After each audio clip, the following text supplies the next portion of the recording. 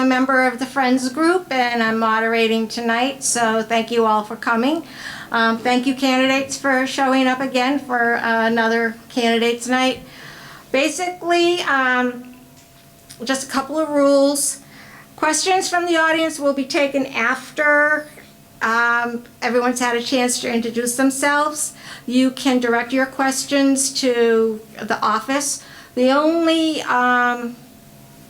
position that has two people running is school committee, so each one of them will have a chance to answer the same question and we'll alternate who goes first on that. If you can, remember to word your questions so they're not just a yes or no answer. If it's already been asked, let's not repeat it. And then it should reflect the issues of the day. And we're encouraged not to talk about personalities because it's about the issues. If you have a question, you can come up to the microphone up here and just state your name and who the question is directed to and take your turn, okay? So let's begin, and first let's do the pledge to the flag. And it's over here.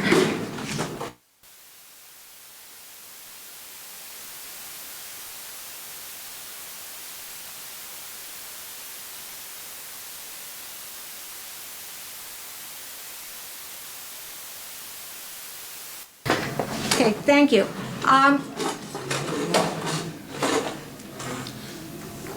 So I'm basically going to read the ballot to you right now, and then we'll start.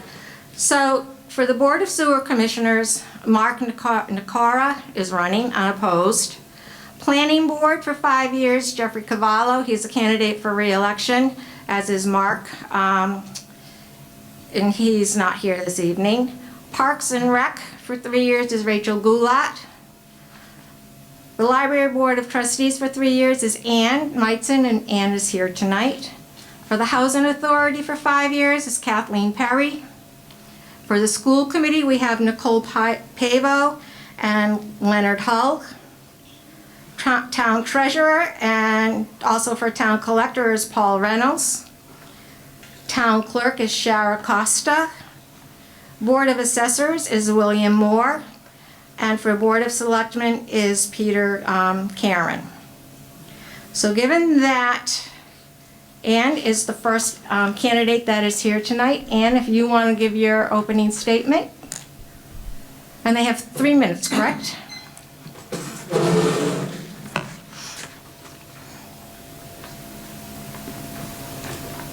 Hi, I'm Ann Meitzen. On the ballot it says Ann Elaine Meitzen, which is my full name. I moved to Dighton 7 years ago to be close to my daughter and her family. In the first week I was here, I went to the Dighton Library to get a library card because I'm a big reader.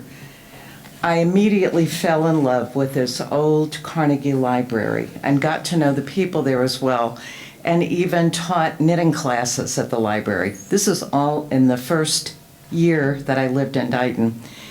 And as time went on, I was encouraged by some people to run for library trustee because I love the library and what libraries stand so much.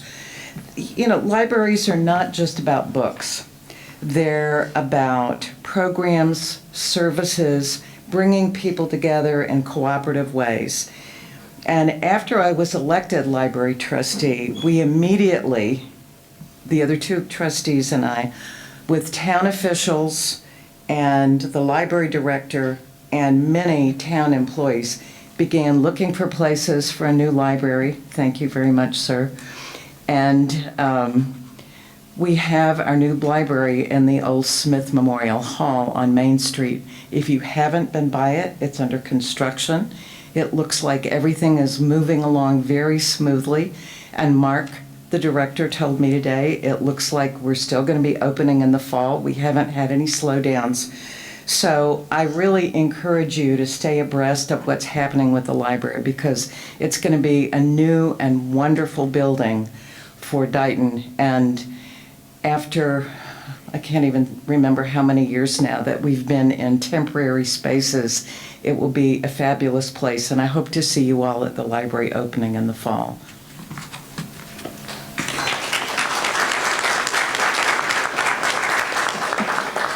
Thank you, Ann. Next, we'll have for the school, running for the school committee, Nicole Pavo.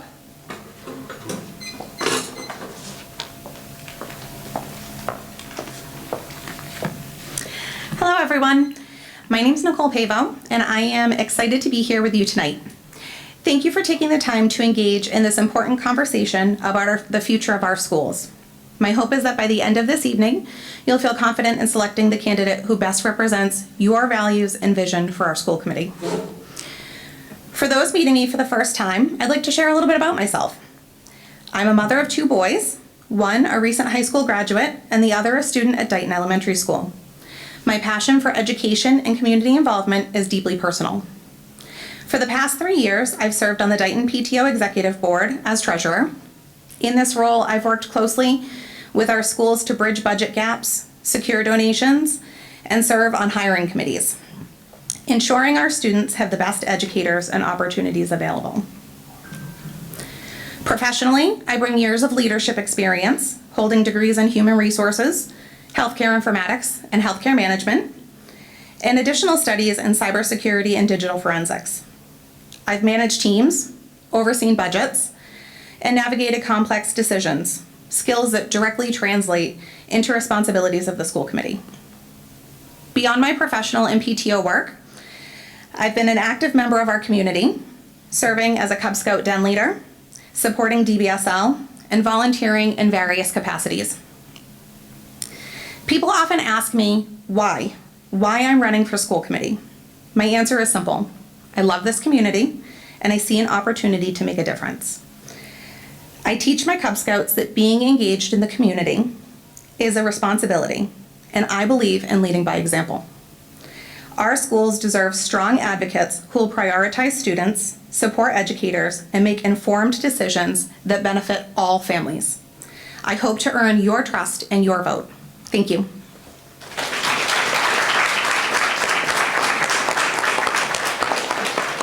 Thank you, Nicole. And next is Leonard Hull for school committee.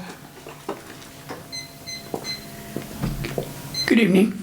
Before I begin, I would like to take this opportunity to thank all of you for coming this evening. I would especially like to thank the Friends of the Dighton Library for hosting this event. Why am I running for school committee?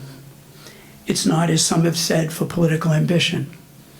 It is, 1, because I have a great love for this community, and 2, because of my experience working with budgets. I see the need, especially at this time, to deal with, in no short language, a budget crisis and a situation where some have pitted the town against the school district. We need to work together.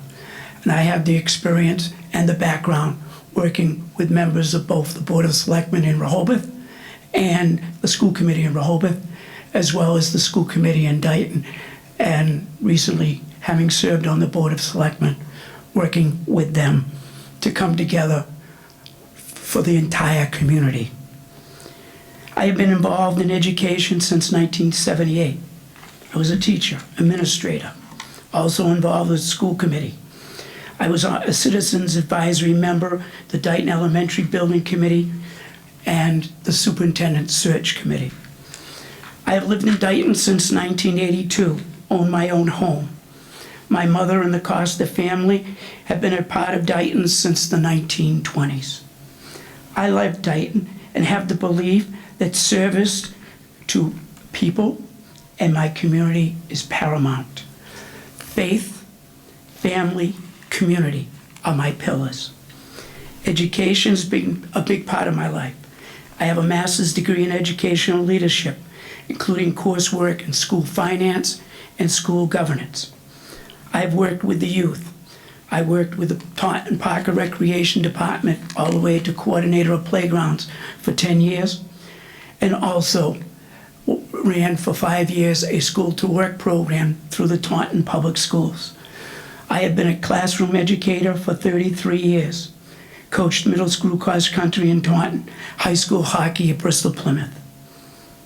My academic training, my years on the school committee, 3 years as selectman, have proved that have prepared me to be able to handle budgets and educational issues that come up.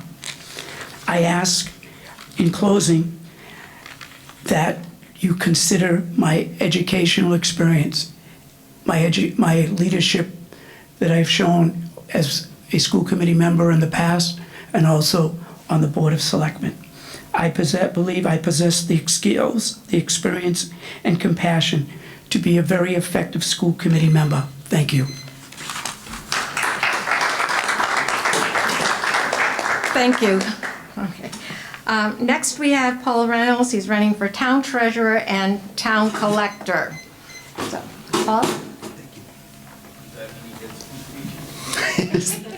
I won't subject you all to that. Good evening, everyone. I'd like to thank the Friends of the Library for organizing this event, as well as Dighton Middle School for hosting, and to everyone attending tonight or watching at home for the opportunity to spend some time together this evening.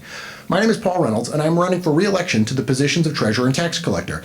Tonight, I'd like to tell you a little about myself, what we've accomplished the last 3 years, and why I'm running for re-election. I've lived in Dighton for about 10 years. I moved to town in 2015 with my wife Laura and our 1-year-old daughter Dahlia, and have since added to our family our 5-year-old twin boys Paul and Matthew. These years have been ones filled with learning, development, growth, and new experiences. Parallel to these personal changes have been professional ones. My professional background is in banking and financial management. I've held various positions at a variety of financial institutions in capacities including retail banking, as well as commercial, consumer, and residential lending, in roles including branch manager, bank officer, mortgage loan officer, and assistant vice president. While this experience has proven beneficial over the last 3 years, the nature of municipal government is unique. Our offices are responsible for billing and collection of taxes and town receipts, cash reconciliation, employee payroll, benefits administration, personnel record custodianship, tax title and tax possessions, as well as statutory membership on a variety of boards and committees. Recognizing that the demands of these offices require a specialized skill set, I have vigorously sought out and embraced all available opportunities for educational and professional development. I'm an avid member of the Massachusetts Collectors and Treasurers Association, and I'm proud to announce that I've completed their state-recognized 3-year educational program taught at UMass Amherst, and this August will sit for the exam to become a certified Mass Municipal Treasurer, and will promptly begin working towards accreditation as a certified collector. I feel it is my responsibility to provide the residents of Dighton with the most competent and qualified professional I can, according to the modern standards and best practices of this profession.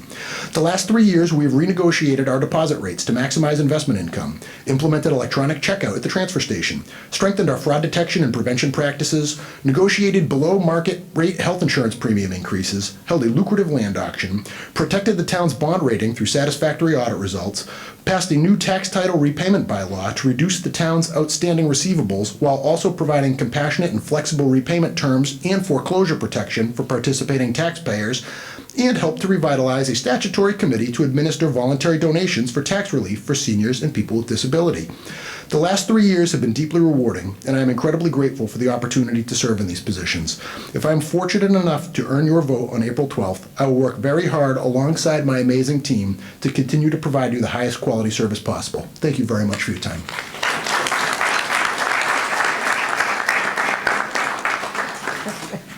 Thank you, Paul. Next for Town Clerk is Shara Costa.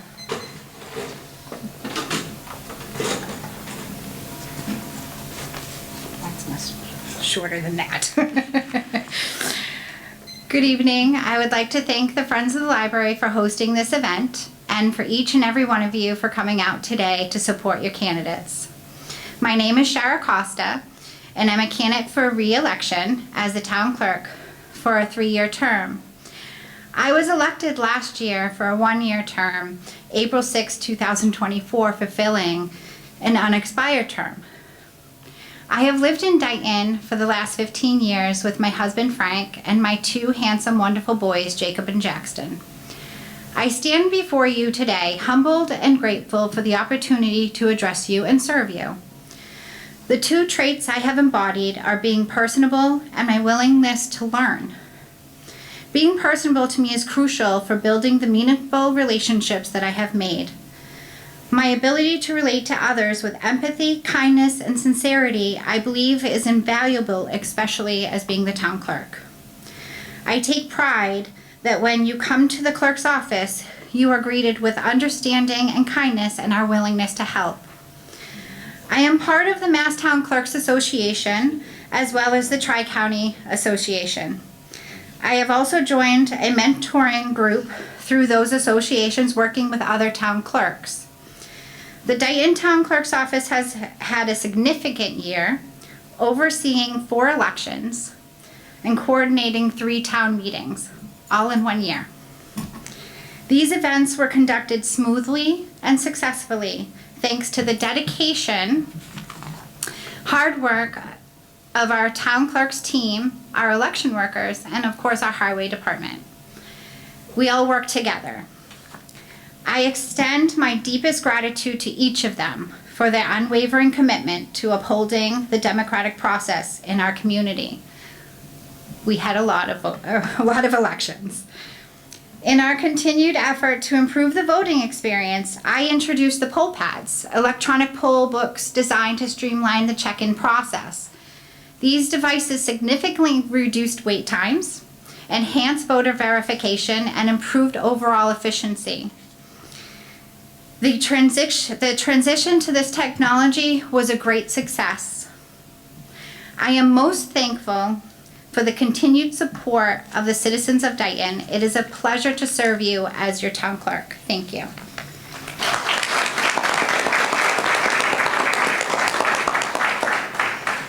Thank you, Shara. Next, we have William Moore running for the Board of Assessors.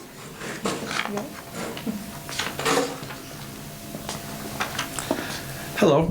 First, I'd like to again thank the Friends of the Library as well as the middle school for hosting this event.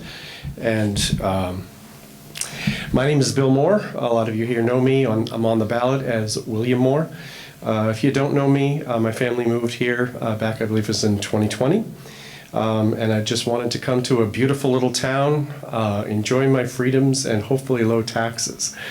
So when I saw that that wasn't entirely the case, I decided to get involved with the local town administration and saw some issues going on at the assessor's office. So 3 years ago, I ran for this position, and I believe I've accomplished all of the things that I set out to do 3 years ago, mostly seeing transparency and seeing things run correctly and smoothly over at the assessor's office. If you have any doubt about it, I suggest if you have insomnia or anything, please feel free to look at any of our assessor meetings on YouTube, and you'll see how well it's run. The 3 of us have been working together great as a team. I think that's one thing that's important. There's no acrimony. Even when we have differences of opinion, we work them out. So overall, I think that the Board of Assessors is running very smoothly. In the past few years, we've also accomplished, I personally have pushed for senior tax exemptions, which we did manage to get through.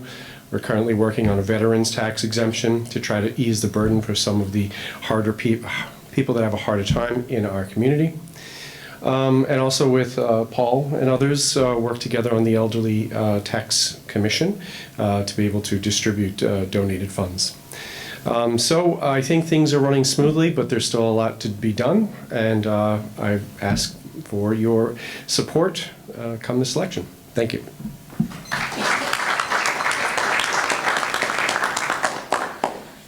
Next is Peter. Laura, Peter's going to speak from that microphone. Okay. Thank you. Peter Karen is ready for Board of Selectmen. Thank you. I too want to thank the library, Friends of the Library, for hosting this evening. We have a selectmen's meeting every other Wednesday, and it's not often that we get to just answer questions from people. Most of the time it's usually something to do with the subject that we're dealing with that night. So tonight is a refreshing change, at least for me, that we can talk candidly. You can ask any questions that you want. Talk to about my injury, whatever you'd like to do. But anyway, again, my name is Peter Karen. I am currently one of your town selectmen. I'm a relatively newcomer to the town of Dighton. I've only been here for 40 years. You laugh, but I speak with people who have been here for 60, 70 years, and it's amazing to hear their stories about why they live here and why they might not be able to afford to live here much longer because of our tax base. The only thing I can say about taxes is it's the residents who show up to the annual town meeting that vote what our taxes are going to be. All we do is set the tax rate with the assessors and control the budget as much as we can, but it's you and everybody who comes to that meeting is going to determine what our taxes are going to be for next year. I've been one of the selectmen for the last 3 years, and never did I imagine 3 years ago that I would be standing before you today, or sitting before you today, asking for your support for one more time. Like you, and like the other 3 selectmen, we've had triumphs and some challenges over the last 3 years. Everything from a debacle with the police chief to being proud of a new library that's coming on board. And anyway, as a selectman, we've listened to your concerns. We get several phone calls a week, either directed to myself or the other 2 selectmen, just regarding everything from potholes to the shooting range. And we try to address those concerns as quickly as possible, but sometimes they're not always addressed to the liking of the person who's calling. But over the last 3 years, we've made some headway with those complaints. Again, it's not always complaints, but it seems to be the majority of them. Anyway, we have listened to your concerns, shared in your hopes, and I am committed to representing your voices. As a selectman, my priorities for 2026 is the budget that is coming before you. It's an aggressive budget. We have a limited control over it, but as you will hear this Wednesday night, next Wednesday night at the selectmen's meeting, it will be, you'll have your chance to listen to the 3 selectmen give their opinions about the budget. I believe that working together we can create solutions that benefit everyone. I value your input and am kept informed about decisions that affect our community. Sorry. Thank you.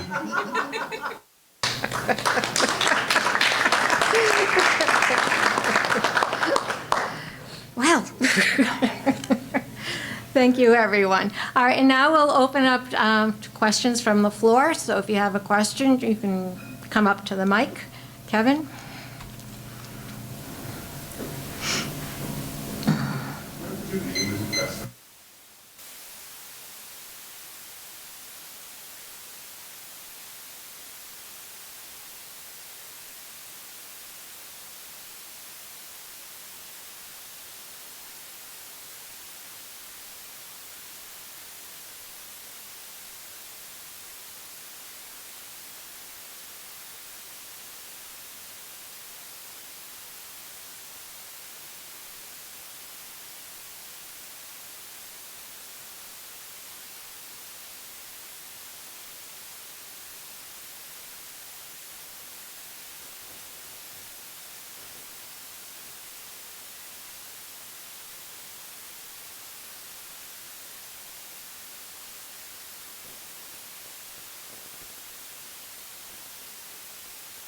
We do have a team that is put together by volunteers to deal with growth of the town commercial-wise.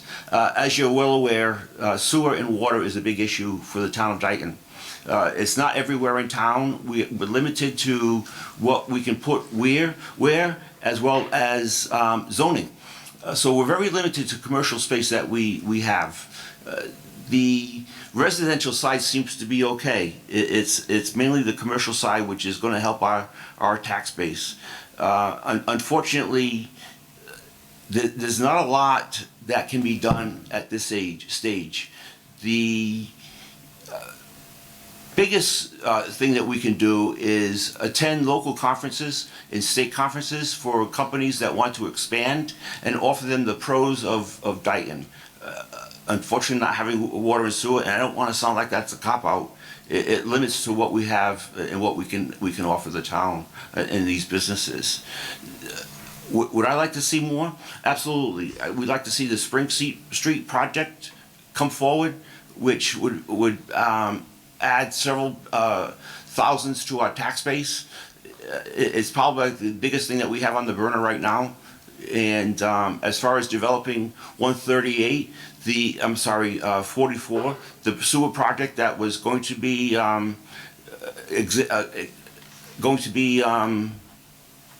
used as a possibility fell through. so we can't go onto Route 44. So it leaves a little bit of space on 138. And we are trying our darndest to talk to different companies to see if they're willing to come in.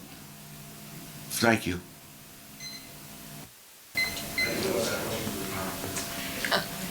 Okay, my question is for Nicole and Mr. Hall. Should the district face budget cuts during your term, where do you believe those cuts could be made? Okay, Nicole, we'll start with you. Want me to come up there? If Peter would pass you the Oh, microphone. sure. Thank you. I think that that's an excellent question. In my personal opinion, I feel like we've seen some pretty big cuts come down to the school levels over the past few years. The schools are really working with bare bones staff. We've seen classes condensed over the past couple of years, so class sizes are going up. And it's a significant challenge in the schools across the district. If there were going to be cuts going forward, I would like to see them do a full evaluation at the administrative level. I would like them to take a look at how deep their administration is and see if there are any cuts that can be made there. I feel like over the past couple of years, there's been a lot of emphasis placed on cutting staff and cutting programs, and I'd like to see them sort of evaluate other places in their administrative chain at a district level that maybe they could trim some of those positions out. Okay, thank you. She'll pass it to you. Rather than get into the situation where you have to make budget cuts, it's really important that we try to keep what we have, because over the years, we've lost a lot of students from middle school transition to the high school. Those students count for a lot of dollars. Chapter 74 CTE program, Chapter 70 reimbursements, all based on numbers. More students that go to that high school, the more money the school district takes in. But it's a double whammy, because the more students that leave the district, the more tuition dollars the town side has to pay. The area that seems to come into focus, if cuts are necessary, is at the high school. At one time, there were over 1,100 students. It's now down to 600. There are currently 3 assistant principals. A couple of the elementary schools only have 1 assistant principal for equal number of students. So if we have to make cuts, we make them in that direction. But the other thing, the district hired a grants writer. They need to start writing. We need to start, as all the residents here, working closely with our legislators to, 1, change the formula so the districts like Dighton and Rehoboth don't get shortchanged when it comes for Chapter 70 reimbursement. And secondly, ask our legislators, especially people involved in House Ways and Means, for more money to be allocated to Chapter 70 this current fiscal year and in the future. Thank you. Thank you. Hi, you have a question? Yeah. Okay. Who's it for? The school committee? Selectman Mr. Hall and Selectman Miss Pavo. Oh, for the school committee? Yeah. Okay. What will either you do for if you get elected? Can you say that one more time for us? What will either you do if you get elected? What will you do if you get elected? I think it's for you. It's for you. One of the things that we need to understand when we talk about the plight of the schools, Bill Rooney came into a mess. The number of students are down. The equality of test scores were down. He took a very proactive approach. And I encourage all of you to take a look at the directive going forward, the strategic plan for 2030. That is something we need to follow. The other big issue, something that I'm a part of currently, Dighton Elementary School. Make no mistake about it, that school is literally falling down around the children. We have to do political activism, so when it comes time to vote, we're able to come up with something. You heard the ADA coordinator speak of what could happen. It happened at the library. It can happen. We need to take that seriously, and we need to start working now to come up with money, but also to come up with community support for it. Instruction, we have an incredible assistant superintendent who's in charge of curriculum and instruction. I don't see any need to tweak that. Thank you. Guys, Nicole? sorry to interrupt, but if you're not asking a question, can you sit down? Unfortunately, we can't see the candidates. All you guys can ask your questions. Thank you. First, thank you very much for the question. I always love to see students getting involved and being a participating member. So thank you for getting up and asking this question. From my perspective, one of the things that I feel is really important is to take a look at the quality of the curriculum that's being disseminated out to students. I feel like it's really important to make sure that we are offering a competitive curriculum, that we're offering quality education to the students in our community. It's important that all students are getting what they need in a quality way. I feel like our staff are doing an exceptional job of that, but I do feel like it needs to be the forefront. After all, they're coming to school to learn. Aside of that, I do have to agree with Mr. Hall regarding the elementary school. He had some really great points there. The elementary school is literally falling down around those students. I spend a lot of time in that school. I spend a lot of time working with the staff in that school. Just this morning, I tripped over the threshold going in there with a box of goodies to deliver. It is quickly becoming a dangerous situation over there, and it's something that really needs to be prioritized. My children will never step foot into a new school, but it is something that we need to invest in for our future students. So coming up with a plan now for how we're going to take care of that. There is a definitive timeline, and it needs to be considered. Thank you. Thank you. Ann? Thanks. Ann Meitzen, 3091 Hunters Hill Drive. This is for the school committee candidates. What's your personal position on book banning, removal of pride flags in the middle and high school classrooms, and LGBTQ school groups meeting before, during, or after school? And what's your position on high school teachers conversing with students about these issues when approached by high school students? Okay, we'll start with Nicole. Thank you. So I really appreciate that question. Ultimately, at the end, my opinion is irrelevant. It's not my personal beliefs that are being imposed on the students. It's making sure that they have a safe and hospitable learning environment to be in. We want to make sure that we have a place that is safe for all students, that we have somewhere where they are welcome and able to learn that is distraction-free. That means that we have a place where every student feels safe and welcome, and my personal political, social beliefs don't play into that. So my job, if elected to the school committee, is to make sure that we are providing a safe and distraction-free space for these students to learn. Okay. Lenny? Thank you. Let us not forget the primary reason why members of school committees serve. They serve for the children. They work closely with the taxpayers and with the parents. On the issue of books, they're a book selection committee. And I don't think in the DR school district, not that I've heard, that book banning has ever been an issue. There is a curriculum selection process, and there are parents who should be a part of the curriculum selection process. Based on my many years in classrooms in many different schools, that's the way it is. It isn't just administrators, and it's certainly not school committee. You know, one of the things, and I agree with Nicole, school committee, it's not their job to micromanage coaches. It's not their job to micromanage principals. We work with the superintendent of schools and the taxpayers. On the issue of the LGBTQ flag,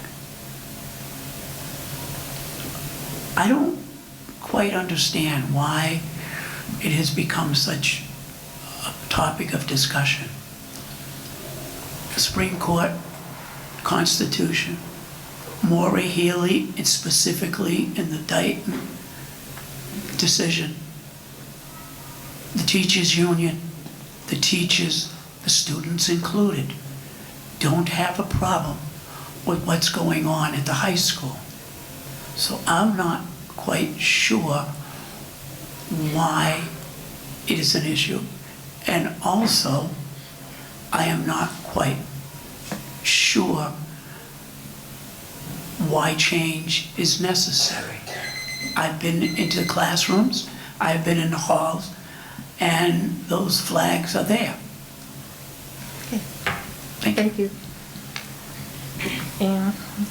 Okay, my question is for Peter Karen. Sure. The first time you ran for selectman, you told us we were going to have our taxes reduced. Mm-hmm. The taxes have not been cut, and I totally understand why. They can't be at this point. Right. And although you're looking at places to develop the area on 138, what other alternatives do we have to bring in business? Sure. And so our taxes won't be... As elevated as they are. Right. Sure. The only thing that we can really do, and that's several parts to your answers to your question. The selectman has control over the budget to a certain extent. The most we can do is take the budget and, like we advertise our zero-based budgeting, which was to have every department start with the ground floor and work their way up. So that controlled the expenses for about 2 years about a year until Bristol Plymouth came through with their request. As you know, it didn't pass in Dighton, but we are part of the group, so we therefore had to join. The second part of this is we asked for a debt exclusion, which again overwhelmingly did not pass. Personally, I was in favor of not passing it. I thought that there is an undue burden on the taxpayers now, and we had an obligation to find other ways to cut the budget as well as bring in new growth. As far as new growth goes, there's very limited with new houses coming into town. So there's not a lot of growth when it comes to property tax, which leaves us in a tough situation. We are in a community that does not have a lot of commercial space for development. So we are basically walking with that in baby steps.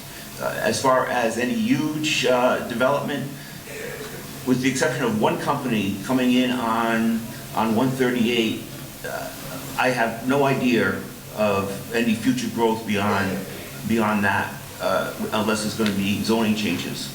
We can't do what they call spot zoning. We just can't take one location and say this is going to be commercial. I'm sorry. You want to finish your sentence? Sure. We just can't take one area and say this is going to be zoning for commercial.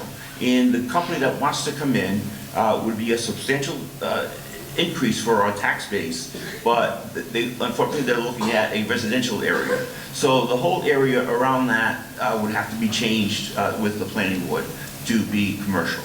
I think if they realize that the impact that they would have on our taxes would probably, the town would vote to change that zoning, as long as it's not as detrimental to the neighborhood as putting in a commercial property.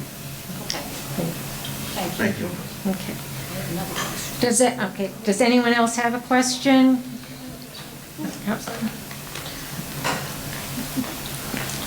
Hi, I guess this is a question for the selectmen. Yes. I'm fairly new to Dighton. I moved here in 2022, and I live not too far from the old Raytheon plant, which in my opinion is an absolute eyesore and a drag to that neighborhood. There's some lovely homes in that neighborhood, and I just think it's a real eyesore and a drag to that part of town. Is there any plan for development of that area? Yes, there is. We have talked to 2 developers. Unfortunately, I can't give you a lot of names, but there's everyone from a gentleman in his company that wants to add housing, high-end housing in commercial development for small shops and items like that. Within that plan? Within that plan. The second one wants to tear it down and redevelop and repurpose the neighborhood. I can't give you too much more information than that because it's just something that we're not privy to expand on at this stage. But yes, it's being looked at, absolutely.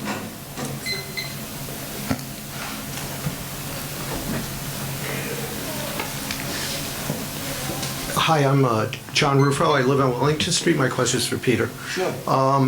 You mentioned the Spring Street project. Yeah. I just would be interested in hearing more about that and what the status is. Sure. Thank you. Unfortunately, I'm just one of 3 selectmen. So what would happen is just my view and not, but again, it was set aside for high-end housing with minimal affordable housing is really the goal for that area. But again, it would be just my opinion and a little bit of knowledge that we've heard to develop that. Yes. Go ahead. David Carpenter, my question is for the selectmen as well. I've heard you talk about how we have limited means of being able to expand for the commercial base. Yeah. What are you doing to move that along in some fashion? I know that water and sewer is a big deal, so is anything to improve our access to town-wide sewer and water being accomplished? To move water and sewer Well, down. maybe accomplished, I'm sorry, is the wrong word, but I mean, Sure, I you know know. what you mean. Absolutely. $22 million is the price tag to move water and sewer. Yeah. And I don't think anybody has the appetite to spend that kind of funds right now. Okay. It's an issue that could go out to bond, which would certainly help the company that wants to come in, because one of the things that they were concerned about is having to pump their septic system once a month. So they were a little apprehensive about coming in. The most that we can do is ask them if they are willing to help fund a bond to bring the water and sewer up 138. As far as other developments, we just don't have the space. There's not a lot of zoned commercial space. You look at a map and you say, why can't it go here? Well, there's 10, 15 homes in that area that don't necessarily want a Walgreens. So we'd have to go to the planning board, which would be the first step to get them to change zoning, which would help us as a town be able to offer more to these businesses that want to come in. But the biggest thing is the water and the sewer. And again, I hate to sound like it's a cop-out because nobody is here tonight to explain it, but the price tag is the $22 million to bring it up. So is there anything, working with the Capital Outlay Committee, are we budgeting for some of these things to start to happen in a Yes. 5-year plan or 10-year plan? Sure. The Capital Outlay Committee has a list of, this is the second 2 minutes? No. The Capital Outlay has a list of priorities, and that is on their list of priorities. Where it falls under the 1 through 5, I'm not quite sure. But I will get back to you on it to let you know where it does fall. But yes, we have a Capital Outlay Committee that is looking to all those projects that we have. Okay. Thank you. Okay, thank you. Tim? Hi, Tim Tilton, Massasoit Road, Dighton. My question is for the school committee.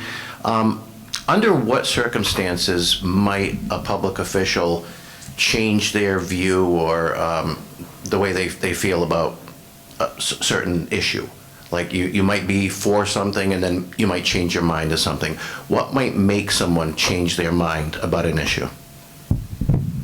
More information, more input from members of the community. And I'll give you a specific example. 2 months ago, I attended a school committee meeting, and heard a great deal of protest in regards to a agreement that is being negotiated or attempted to policy change. And I heard the school committee side. But since that time, I've met with students, I've toured the building, I've met with the president of the union, and I'm not hearing the same complaints and concerns, even from administration, because administration has the power to make changes. They don't need the school committee all the time to take a formal vote.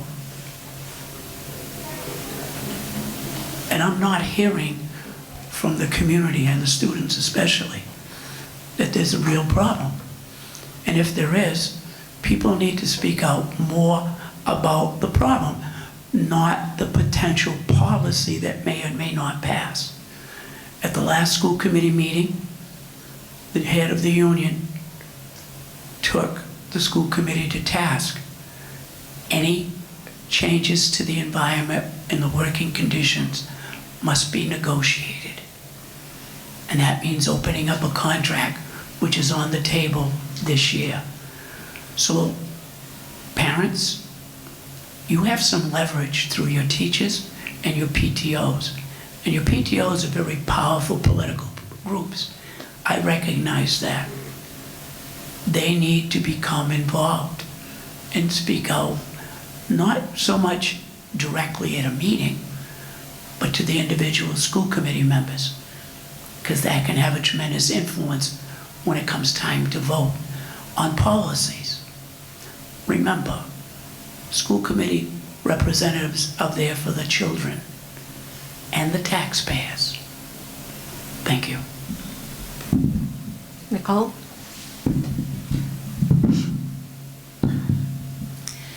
So I think that's an excellent question. I think that it's important to make informed and data-driven decisions. And with that comes the understanding that sometimes you might change your opinion. Sometimes it may change the way that you see something. It's all about perspective. But I also think that it's very important to remember that we represent the community. This is not my beliefs. This is not what I want for the school system. It is a representation of the community. And I think that sometimes that means that we change our mind, listening to the community, listening to what people want, listening to what parents want. It's something that we deal with all the time in our capacity as part of the Dighton PTO. We're hearing what parents are wanting, what they want to see happen in our school system, and we're implementing those changes. We're listening to what the teachers want, what they have in mind. And I think that it's important to be able to listen to that information, listen to what people are saying, take the data you're given, make informed decisions, and sometimes, yes, that does mean changing your mind. Joe, you had another question?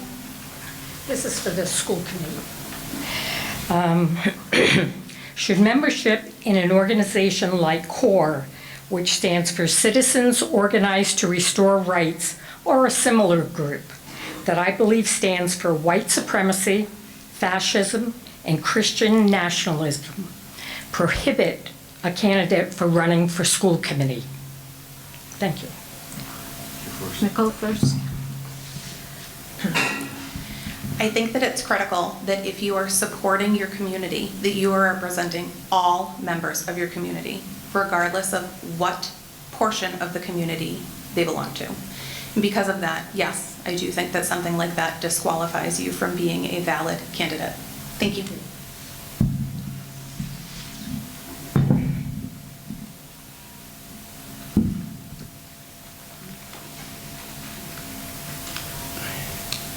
There is a difference.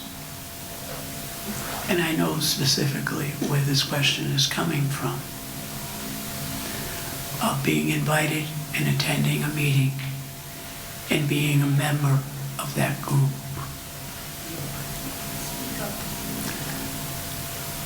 The CORE has been called out for various concerns that people have had. The meetings that I did attend, I did not see that.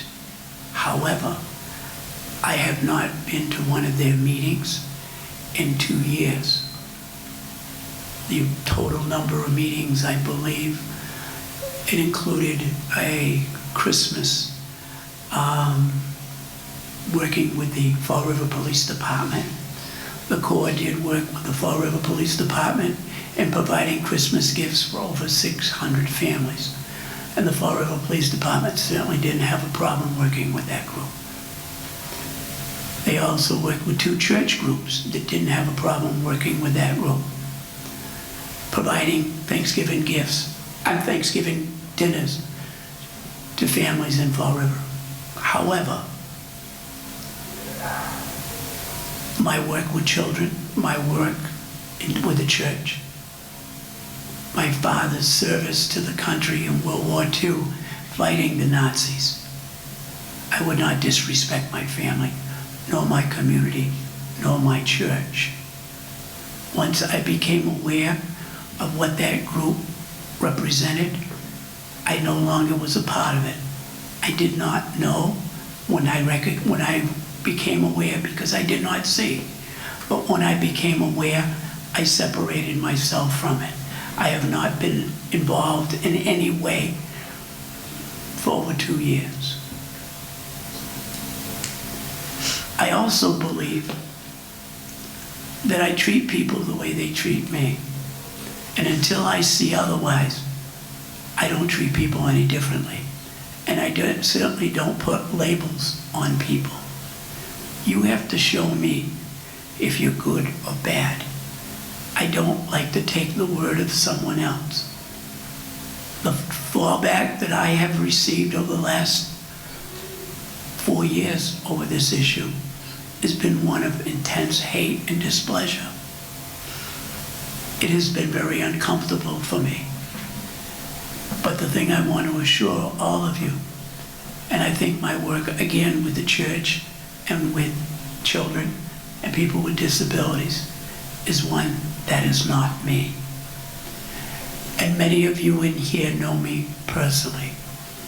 And I ask that you judge me and how I've treated you personally. I am not a member of a white supremacist group, nor I am not a member of a white supremacist group, nor am I a member of the Corps.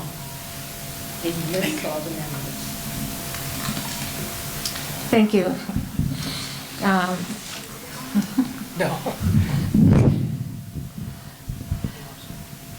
I apologize I have some balance issues, so That's walking up quite to the all mic right, will be sir. tough. I've lived in Dighton and Rehoboth my entire life and worked in the school system for 29 years at the high school.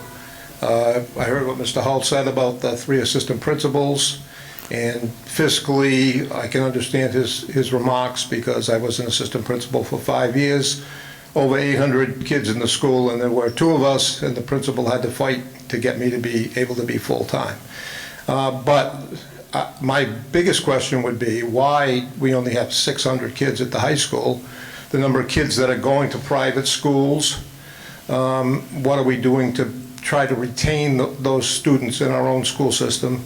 And as far as the federal Department of Education being dismantled, how that might affect budgetary-wise our school system, and the idea of vouchers for private schools, what can be done for us to, to kind of resist that direction that we seem to be moving in. And so I guess the question would be, what can we do to retain more students, particularly at the high school level? And what your opinions are about vouchers for private schools. We could be here all night talking about those things. Your first lady.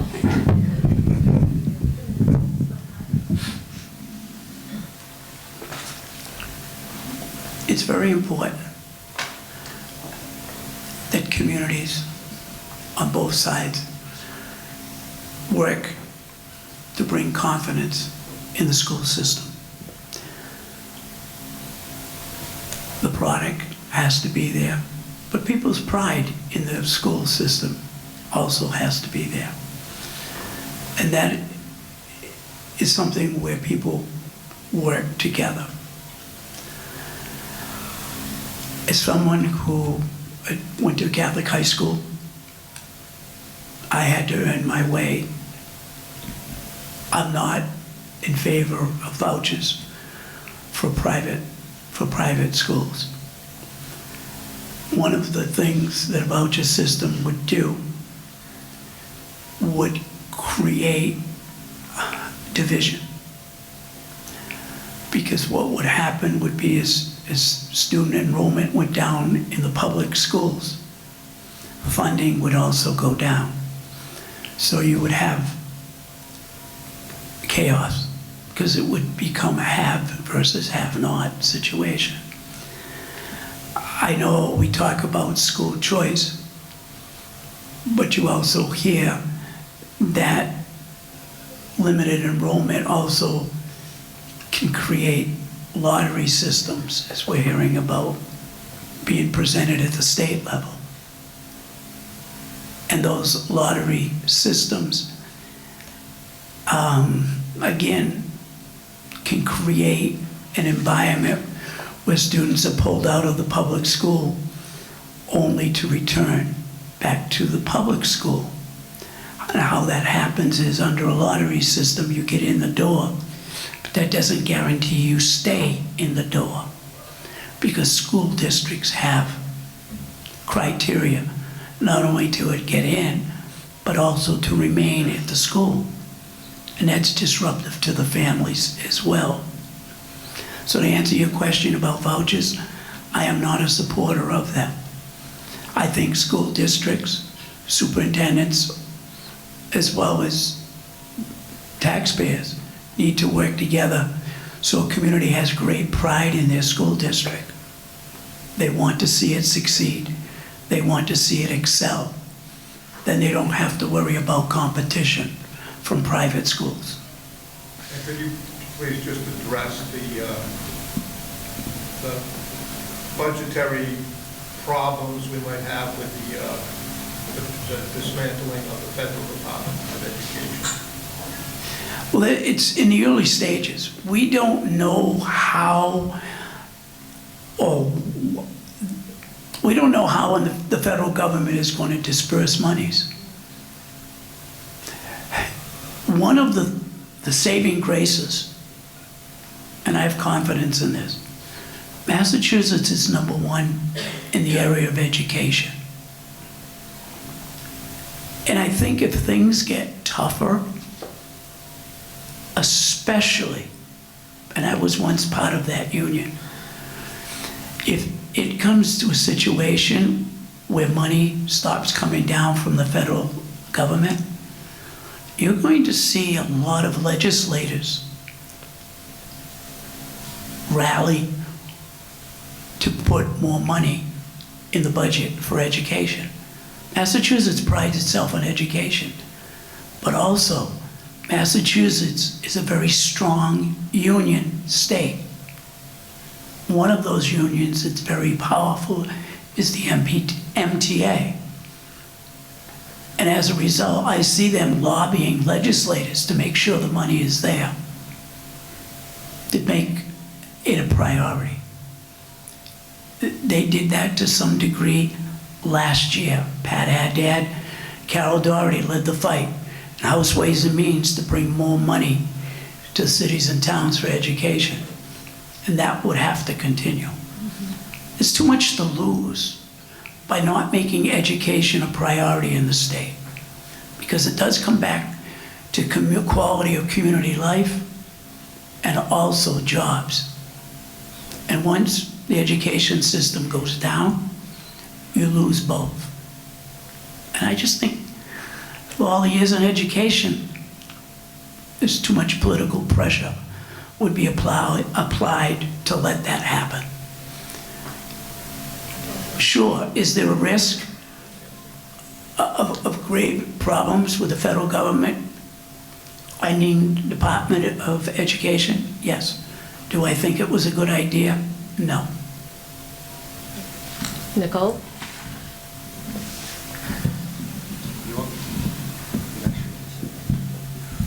Okay, so there are a lot of pieces to address in that question. First, I think I present a little bit of a different perspective. I mentioned in my opening remarks that I'm a parent of 2 boys. My 19-year-old son was in town. We lived in town already when he made the choice which high school to go to. And for him, he chose to go to Bristol Plymouth. At the time, we had gone to their version of Green and Gold Night and wandered through the high school and took a look at the different programs that were there. And quite frankly, it was underwhelming at that time. I mean, we're going back about 6 years ago now, so a lot has changed in that time, but that's actually a big driver of what got me involved in the district, because I saw a gap and I wanted to help build up the school system. In our situation, he ended up going to Bristol Plymouth. He did fantastically well there, graduated, and is doing very well for himself. In this situation, we're creating CTE programs up at the high school that are competing against well-established programs at our vocational high schools. In business, there's a main principle, and that's that the first to market is often the one who gains the market share. And that's exactly what's happening here. Bristol Plymouth was the first to market with a lot of these programs, and they're coming up against programs that we're just now trying to build up at the high school. If we really want to set ourselves apart and give opportunity to students, we should be offering programs that are not offered at these schools. Then you're not competing with that same grouping of kids. You're not trying to offer an automotive program where Bristol Plymouth already has an established automotive program. The other thing to consider is if Bristol Plymouth is offering this type of program or Bristol Aggie is offering this type of program, are those programs filling up year after year? Because if they're not, it's telling you that you don't have enough students to make this a substantial program. That's not going to give a draw to students coming in. If you can't fill up a program, if there's not enough of a program there to sustain that, that CTE program is not doing what it needs to do. So they need to consider offering different alternatives. Again, the cost is a consideration, and that's definitely something to keep in mind. However, we can't build up these programs that Bristol Plymouth is offering. We don't have the funding to do it. We can't bring in the technology that they're doing year over year by having specialized staff who are able to do it.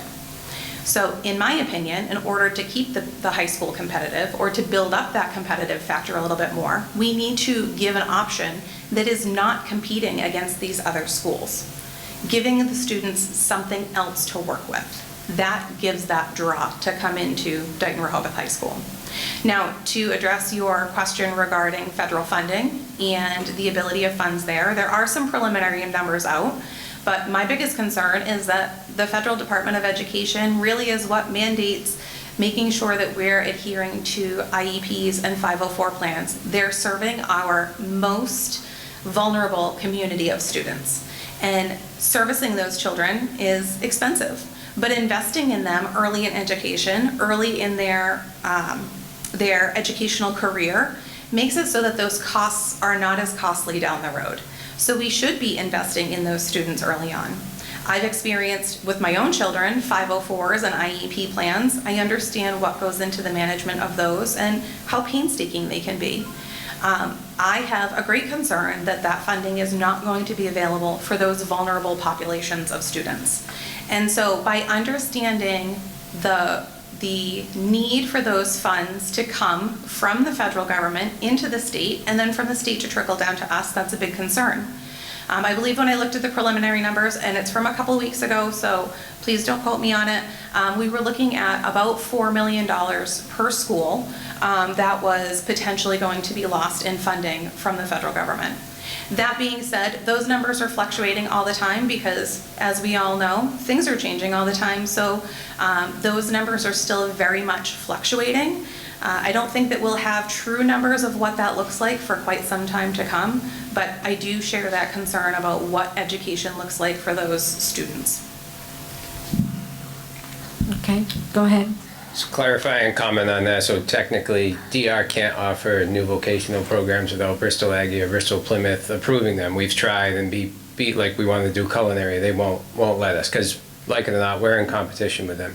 But to go back to my question, what I want to ask is how familiar are both candidates with the budgeting process of a regional district? I'm sure you guys have been aware of 2014 to 2021, the roles were reversed, where Rehoboth was, crying poverty like Dighton's right now, and we went through state takeover, 112 budget.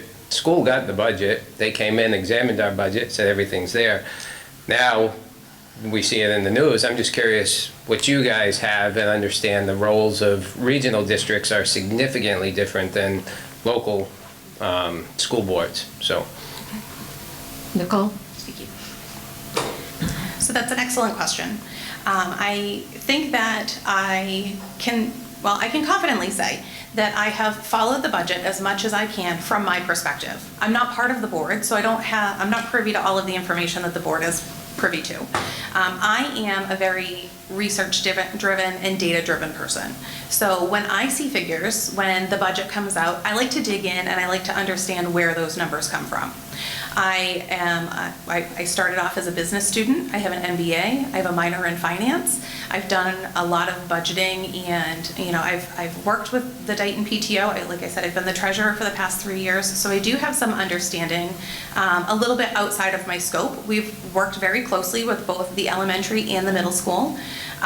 There have been a number of times where their budget is a bit of a shortfall and they need supplies or they need certain things. So I have had a little bit more of an inside view into what that budget looks like and where those shortfalls are. I have also been involved in a number of different things that the schools are doing, such as being Feinstein Leadership Schools or bringing in some of those additional grant funds to supplement the budget. So I would say, and I hope it answers your question, that I have followed the budget and learned about as much of the budget as I can without being directly involved in the budget. Also coming from the perspective of a taxpayer, I want to see them being conservative. I want to see my taxes staying pretty stable. But I also think that it's important that we're making sure that the schools have what they need to function, because as we know, when we don't invest now, we spend more in the long run. So I hope that answered your question. Okay, Lenny? As someone who has served as a school committee member and reviewed the budget as presented to the Board of Selectmen, I'm very much aware of the process. I am very much aware of what happens if the town of Dighton should decide to table the budget. That would be a grave mistake. In my discussions with members from Rehoboth, both school committee and selectmen, the town of Rehoboth is fully on board with the school department budget. The best thing that I've heard out of the issue of the budget problems came from Chris Andre, chairman of the school committee at the last meeting, in which he said, if we are able to have surplus money, we will meet with the Board of Selectmen to see if we can help them. That's very important to tone down some of the division between the town side and the school side. That type of division is not good for anyone. As far as the school budget itself, there's very, very, very little that could possibly be cut in reviewing it. And I mentioned one possibility this evening. However, I need to stress, Bill Rooney walked into a mess. And the money not only improves the quality of instruction, but also allows him to retain good teachers. He needs them to build a culture of excellence. Why is that culture of excellence needed? To retain students, for the same reasons that I explained earlier this evening. If they leave, the district loses money, the town side loses money.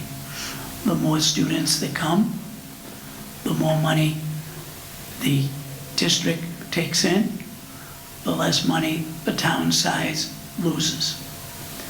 So to come in and say that the school committee did not do due diligence is unfair. Politically, the town of Dighton really does not have any recourse for this current budget. Because if it did go to a town tent meeting, if you will, the budget will pass. Rehoboth is fully behind it.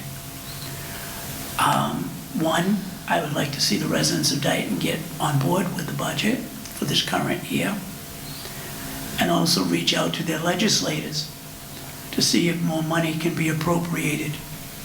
That helps the school district, but also could help the town side if there becomes a surplus that the school department could transfer over to the town side to help them with their deficit, which right now is about, that I heard, $269,000.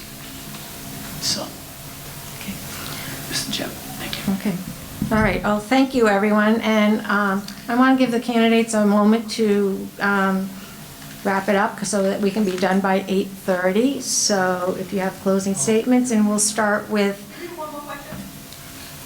Short.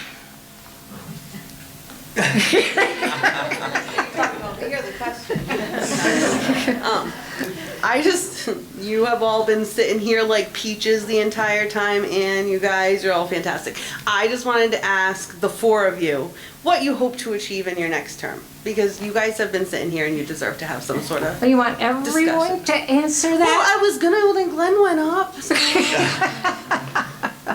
yeah, each of them. They could just say a real quick snippet. What they hope to Yeah, they've been achieve? sitting here all night like Okay. champions, like, and letting everybody do Board of Selectmen school committee questions. All right, to those that haven't answered any questions, there's your question. Bill? So as I mentioned earlier, working on a veteran's tax exemption should be coming up in the annual town meeting.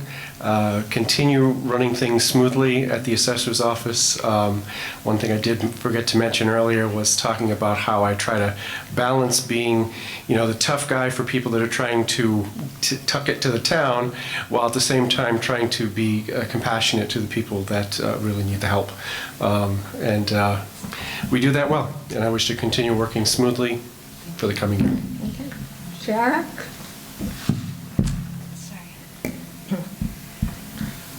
So with everything happening with elections this past year, and once our annual town election is over, our biggest thing that we're going to be working on is our vitals. We have so much that we have that has not been preserved. We have old birth records in boxes still in the basement. One of our biggest things is we want to definitely work with the CPC, trying to get some of that money and preserving some of our books, and as well as preserving some of our vital records that really need to be preserved in a real way. So that's one of the biggest things that I want to work on this year. So that's okay. what I want to do. Paul? So I have a couple of things that I would really like to accomplish over the next few years. I also am, in addition to treasurer and collector, I also volunteer on a couple of boards and committees in town, including the Economic Development Committee and the Conservation Commission. And there's a project that touches on my role as treasurer in the form of tax possession custodian. I'm the custodian of the town's tax foreclosure property. There's something that kind of marries those three roles that I would really like to, that really excites me. Which one of the things that we've been discussing is, the town has a lot of financial hurdles, but there's really four big ones, right? We've got a lack of commercial tax base, school assessments. We've got health insurance inflation, and it'll come to me, sorry. I get nervous public speaking. But one in particular is we've got a small commercial tax base, and we have limited opportunity to add things to the tax roll. So one of the things that we have been doing is with Economic Development Committee is we want to add and bolster the commercial tax base while still preserving the rural character of the town, right? The picturesque countryside quality of Dighton is one of the things that drew me here. It's probably one of the things that drew you here too. So one of the things that I've been working with Chairman Higgins of the Economic Development Committee to do is to identify parcels of town-owned land that we can then work with our agricultural representatives and the Agricultural Commission to identify as potential agricultural areas that we could then examine as leasing to local farmers or to local co-ops in order to get these back on the tax rolls while also preserving the character of the town. Another option that I'd like to explore is Mass General Law, Chapter 43D, deals with expedited permitting for brownfield remediation and contaminated sites, right? We've got Zeneca, we've got Spring Street, we've got a number of places in town which have had industrial contamination over the years, which kind of invalidate those as viable commercial sites. And one of the levers that the state allows us is the ability to streamline and not outright waive, but to reduce a lot of the friction in the permitting process for any developer who's willing to come in and remediate those properties. We, respectfully, we understand that people need to live somewhere, so there does need to be housing production somewhere. But given the residential and commercial split within the town, I think that emphasizing use of Chapter 43D specifically for commercial development for the purposes of bolstering our tax base, that will be one of my priorities as well over the next few years. And regarding health insurance inflation, the town of Dighton recently was able to procure a new Medicare Advantage supplemental plan, which drove down costs for our seniors while also providing our retirees with better health insurance than they currently had. So it's one of the few opportunities where you can save money and provide the people that you're serving a better product. So one of the other things that we're going to do is we're a member of a regional health insurance collaborative called SMHG, and we're going to continue to work with them over the next few years to identify the major cost drivers in our experience and see what we can do to lower our rising health insurance premiums. Things like soliciting membership from other municipalities who have a lower experience than us. And also, you don't want to, the people that work for you work very hard. There's a lot of pride in town hall and the other town offices. People work very hard to deliver you a really good service.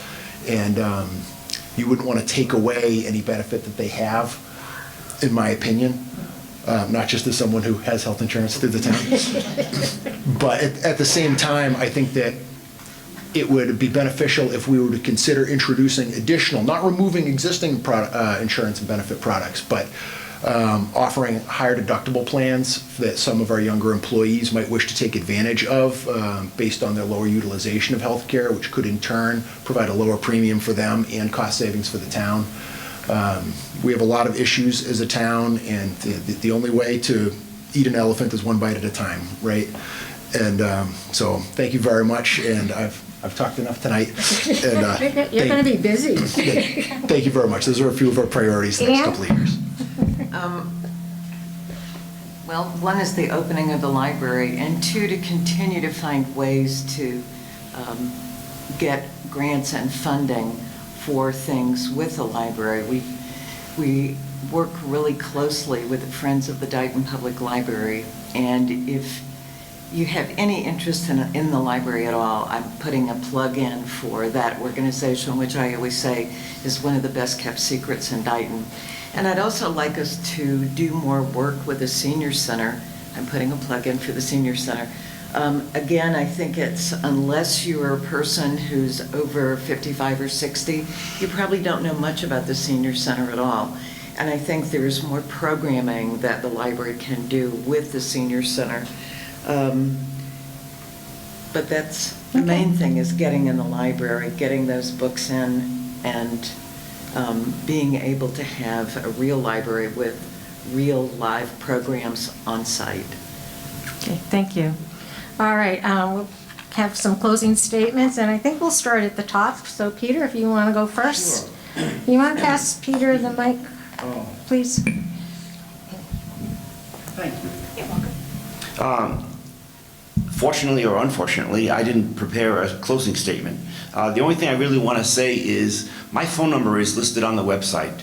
Anybody, anytime has questions. I'm retired, and in a previous life, I was responsible for budgets that were in the billions, and hopefully you'll have faith in me to do this year's budget where everybody comes out as happy as they could possibly be.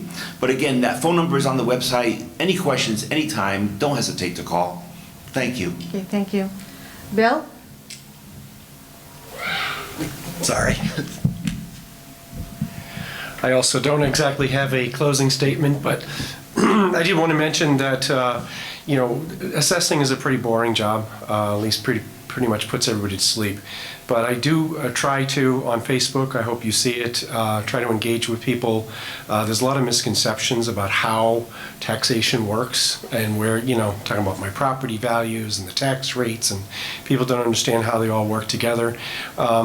So, as Peter said, for myself as well, if anybody ever has any questions, don't ever be afraid to contact me.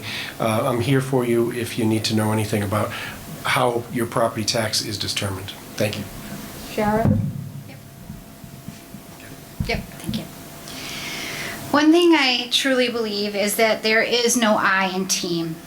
So I really wanted to take this quick moment to say that I want to give my heartfelt thanks to both Rebecca Mello and Ashley Dagnall for their dedication and hard work throughout the past year. They've really been amazing. The outstanding support that they provide as the assistant town clerk and the senior clerk with the knowledge and courtesy as are demonstrated daily in their interaction with residents and visitors alike. So again, I just wanted to say I'm very proud of our team, very proud of what we've done. And again, thank you for your continued support. It is a pleasure to serve you as your town clerk. I have truly loved every minute of it. So I respectfully ask for your vote on April 12th at our annual town election. Thank you. Paul? I know you have something to say. And the fourth one was deferred capital needs. That was going to keep me up at night, so I just wanted to get that one out now. So in closing tonight, I'd like to once again thank the Friends of the Library for organizing, Dighton Middle School for generously hosting, and the members of our community who took time out of their schedules to meet their local candidates. I'd also like to thank all the candidates on stage for allowing me the pleasure of their company this evening. And most importantly, on behalf of myself and my family, I would like to thank our entire town for the life-changing opportunity for allowing me to serve you for the last 3 years. The only way that I can truly demonstrate the depth of my appreciation for this opportunity is to dedicate myself to providing you the highest level of customer service and ensuring that your offices of treasurer and collector are run to the high professional standards that you deserve, buttressed with continuing education and robust implementation of modern standards and best practices. You will be treated with dignity and respect, and our interactions with you will continually remind you that you are a priority and that this government works for you. I respectfully hope to earn your vote on April 12th, and I thank you very much for your time. Lenny? During my time in education, I worked closely with school councils and with PTO, and the parents play a very important role in the educational process. I strongly encourage your input and your continued work with the schools. I am currently a member of the DR School Council, I might add. During my time as a Dighton selectman, I also participated directly in contract negotiations with 2 unions and actively participated in the development of a wage classification study. I also worked closely with area legislators to obtain state and federal funding for the Dighton Library and the Muddy Cove Pleasant Street Bridge. I want to thank all of you for coming here this evening, but I would like to close by saying I truly believe that I possess the skills, experience, and compassion needed to make a significant contribution to the school district and to the town of Dighton. And I respectfully ask for your vote on Saturday, April 12th. Again, thank you, and your questions were very helpful in helping me know what you are looking for from a school committee member. Thank you. Nicole? Thank you. So first, I'd just love to say thank you to all of you for being here tonight. I understand that this is a Monday night and that you have all had very busy days. So I do appreciate that you all came out to give us the opportunity to present ourselves to you this evening. I'd also like to thank the Friends of the Dighton Public Library for putting on this event tonight. It's been really fantastic. It's been a great opportunity to get to meet new people, see some friendly faces, and to get to know some of the other candidates on the ballot.